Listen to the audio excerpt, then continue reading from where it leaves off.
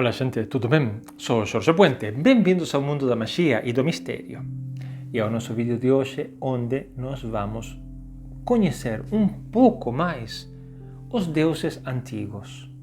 Ultimamente está cada vez mais claro que a nossa sociedade está se dirigindo novamente para o politeísmo. É muito interessante isso.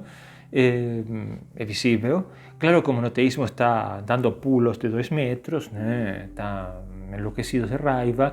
O que está acontecendo agora é cíclico. Então, o que aconteceu 1500 anos atrás ou 1700 anos atrás? A gente passou do politeísmo para o monoteísmo. E agora estamos fazendo o caminho inverso. Só isso. Tá?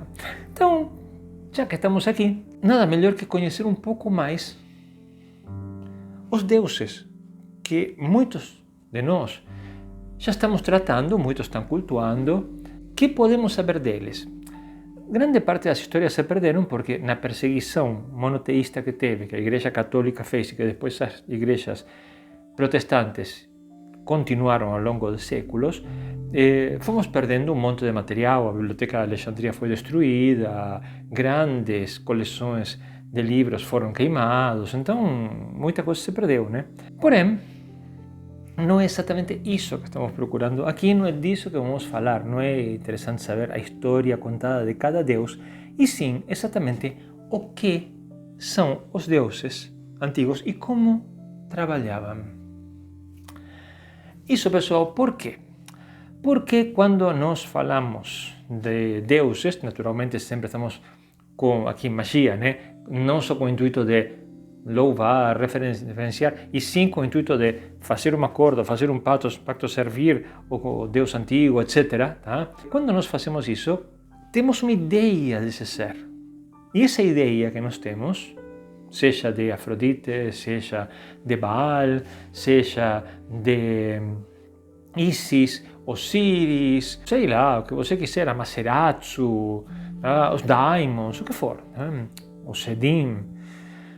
Nós temos uma ideia que está muito influenciada pela forma monoteísta cristã e, por que não, digamos, judaico-cristã islâmica de ver a divindade.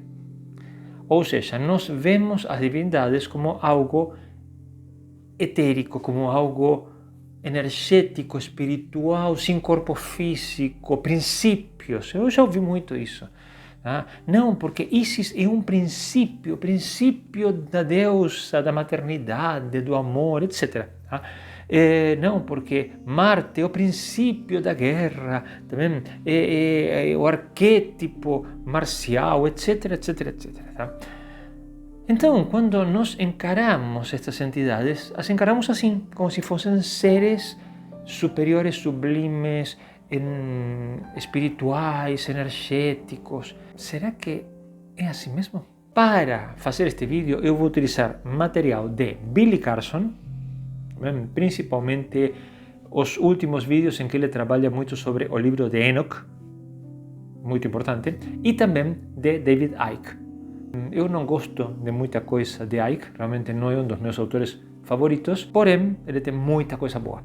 Vamos utilizar um pouco dos dois e vamos ver, quando falamos de deuses antigos, exatamente de que estamos falando. E para entender isso, nós temos que compreender que a nossa história está totalmente mal contada. Ou seja, nós partimos da base que a nossa civilização aparece do homem das cavernas e uns 6.000 anos atrás, ou por aí, começaram subitamente a viver juntos e a criar gado e saíram da vida nômade para passar para a vida em comunidade sedentária, e aí foram avançando, e aí incrível, não? Porque a idade de pedra, mal conseguiam ter um carro, mas construíram as pirâmides também. Machu Picchu, impressionante, tá? Pedras de 40, 50 toneladas, os caras andavam levantando como se nada, mas tudo bem. A história nos conta isso. E aí foram aparecendo as civilizações cada vez mais avançadas, até que de repente chegamos aqui, tá vendo? Uma linha, perfeito. Certo? Não, totalmente errado. Primeiro, que esses caras daquela época não tinham a mínima condição, mínima, de construir uma pirâmide. Muito menos de levantar os monolitos gigantescos de Baalbek. Mas não tinha mínima também.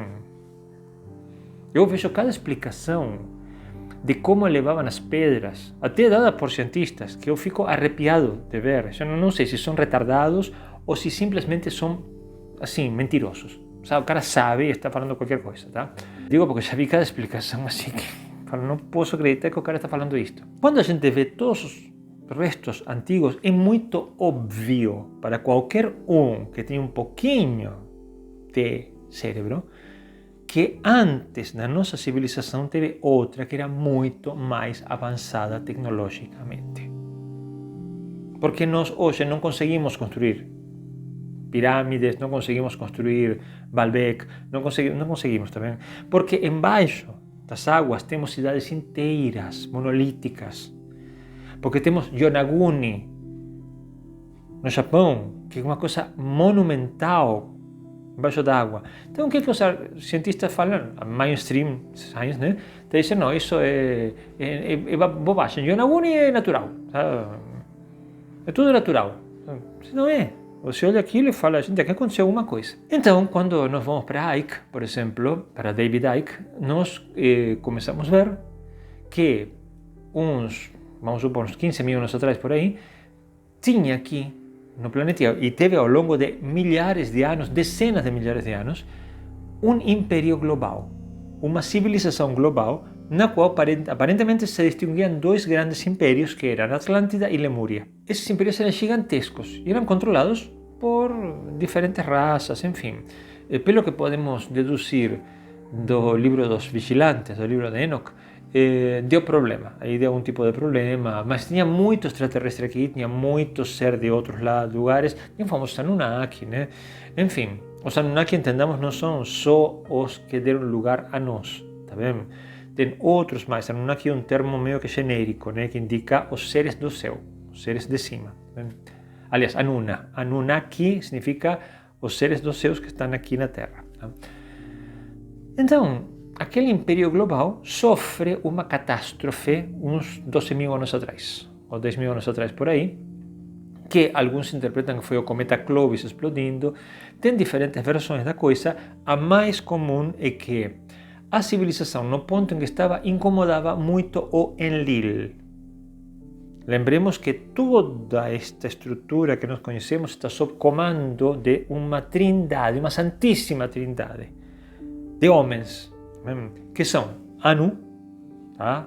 O Senhor Supremo, o Pai, tem Enlil, que é o filho mais novo, porém geneticamente mais puro, e Enki, que é o filho mais velho, o primogênito, porém vem de uma linhagem não tão pura quanto a de Enlil. Então sempre tem a disputa entre os irmãos. Por quê? Porque um é mais novo, tá? Mas o outro não tem uma genética tão pura quanto o primeiro, o segundo. Tá? Então, aquela coisa. Basicamente, a Terra sempre se reparte entre um e outro. A questão é que, em um momento, Enlil decide que a humanidade está muito fora de controle para o gosto dele e faz um acordo com todo mundo, né? E detona a humanidade com o dilúvio. Muito bem. Tem diferentes explicações para isso. Ok? Ou nós sabemos se de repente não teve mais de uma catástrofe, porque, por exemplo, David Icke, em uma série de documentais, fala de que a Lua não é natural e de que quando os Anunnaki trouxeram a Lua para aqui, arrebentaram a civilização que tinha aqui. Ou seja, basicamente o que aconteceria seria o que está mostrado no filme Oblivion, com Tom Cruise. Ok? Ou seja, você produz uma catástrofe no Oblivion é que o Ted destrói a Lua, tá? Mas aqui seria, se você, um planeta que não tem Lua, você coloca uma Lua artificial desse tamanho, simplesmente vai ter uns efeitos de maré, uma destruição absurda, que é muito do que a gente vê. Ou seja, não sei se aconteceu, mas a hipótese de Icke, o que Icke descreve, é interessante, é como para pensar. Então a gente não sabe se foi uma única vez ou se não teve uma série de eventos. Também. A questão é que a civilização anterior é arrebentada e aí entra un interregno, naturalmente aparece Siusudra, né?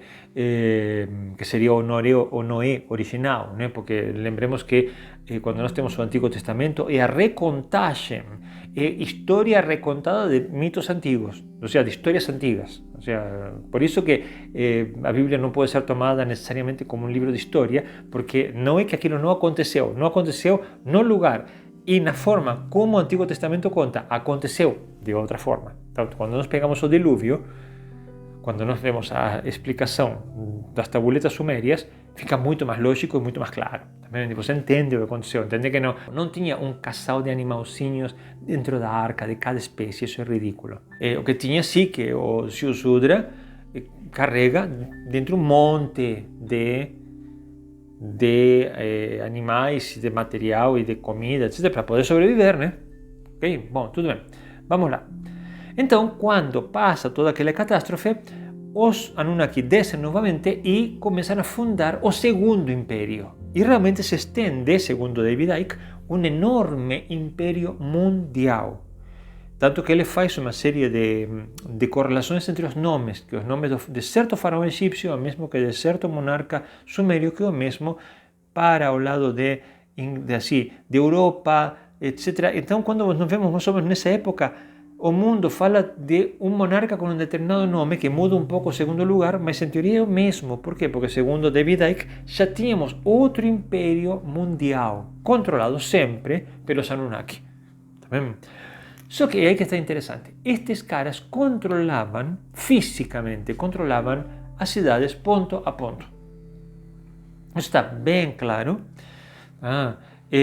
quando nós estudamos as crônicas sumérias, que obviamente era um império que se expandia desde Suméria, que sempre foi o crisol, sempre foi o berço dos Anunnaki, né? Então, a partir daí, o império se expande. Este império parece acabar uns 4.200 anos atrás, muito possivelmente pela guerra entre os filhos de Enlil e de Enki, que termina no bombardeio da Pentápolis, que nós trabalhamos muito bem no vídeo O Vento do Mal. Tá bem? Guerra atômica na antiguidade, né? Ou seja, nesse momento, o bando de Enlil perde as estribeiras e bombardeia a Pentápolis, que era uma série de cidades muito bonitas que estavam em torno do que agora é o Mar Morto, arrebentam tudo, detornam o clima, criam um anticiclone, matam toda a vida na região, entre eles, muitos deles mesmos, muitos Anunnaki, tá? Um desastre. E aí esse império cai. Então, uns 2.500 anos antes de Cristo, 2.200, aí já temos aquele baque onde os Anunnaki de repente aparentemente desaparecem. Não é que desaparecem, é que, pelo que eu entendo, ficam tão queimados depois daquilo que não tem mais condição de governar pessoalmente, assim, se apresentando, porque realmente depois daquele desastre que eles causaram, perderam completamente a moral. Então eles começam a governar através de humanos, de seres que servem eles como intermediários, que é o que temos hoje. Segundo o que todo mundo fala, desde a teoria da conspiração até autores muito bons como Biglino, como Paul Wallis, etc. Também David Icke nem se fala, né? Aí uma coisa interessante, toda esta introdução é para chegar no ponto. Quando nós pegamos esse segundo império que é montado, que um dos governantes mais poderosos de Sargon, nós vemos que cada Anunnaki, cada um destes seres, cada Elohim, governava uma cidade ou um pequeno grupo de cidades. Isso sempre me chamou a atenção. Quando era mais novo, que estudava mitologia, falava, por que uma cidade tem um deus? Assim, fulano de tal era, sei lá, Baal era o deus de Sidon e Tiro. Enlil controlava, não me lembro agora qual é cada um, mas Enlil controlava uma cidade, Enki controlava outra cidade, cada um deles controlava uma cidade. Que coisa mais estranha, né? Nós que estamos acostumados com um culto a um deus, e o culto se expande por todas partes, seja ao Deus Pai, ou por exemplo, sei lá, qualquer santo ou Manda um Senhor, a Virgem, tá? Você vê a Virgem da Desatadora dos Nós, o culto por todas partes. Padre Pio, culto por todas partes. Quer dizer, você não tem uma cidade. Claro, tem uma cidade muitas vezes que é o ponto focal onde se originou, às vezes, tá? E outras vezes não. Então, o fato de uma cidade controlada por um Deus ficava meio estranho. Até que, claro, quando você estuda a David Icke, você estuda a Billy Carson, você termina entendendo que estes caras não são deuses, são seres de enorme poder, mas são Anunnaki, são tão físicos quanto nós. Então é muito lógico que tivesse um deus por cidade, porque em realidade era o administrador da cidade, era o governante da cidade, era o prefeito. Assim de simples. Um deus controlava uma cidade ou um pequeno espaço, né? E aí nós temos os deuses antigos que aparecem, por exemplo, como disse Dagon, que governava uma cidade, não me lembro qual delas, acho que era dos filisteus, não me lembro muito bem, tá? Baal controlava, se não me engano, Sidon e Tiro, junto com outros, diversos deuses. Quando vocês vão às crônicas antigas de sumérias, por exemplo, babilônicas, vocês vão ver que estão dados os nomes do deus e da cidade. E aí nós entendemos isso. Os caras simplesmente eram Anunnaki que governavam aquele pedaço, aquela cidade, aquele pequeno território que tinha sido dado para eles. Exatamente igual que qualquer governador faz. Isso muda muito a coisa, porque aí nós começamos a compreender muito melhor com quem estamos tratando. Para mim fica claro, por exemplo, quando nós falamos, por exemplo, o famoso Belzebu. Oh, meu Deus, é o demônio. Não. Belzebu nada mais é que o Baal Zebut. Baal é título, significa senhor. Era o senhor de uma determinada região, da cidade de Zebut. Era o senhor de Zebut. Pronto, era um dos inimigos de Yahvé.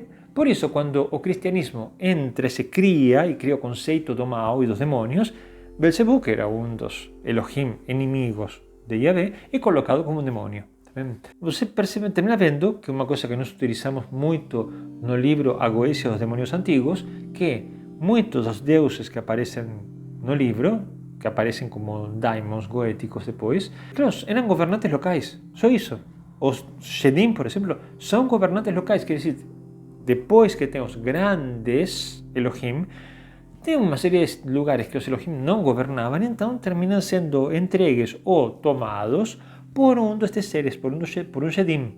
Pronto, começa a controlar aquele local, aquele grupo, etc. Para que vocês fiquem tranquilos a respeito disso, os Malakim, os anjos, também entraram na repartição do pedaço, tá?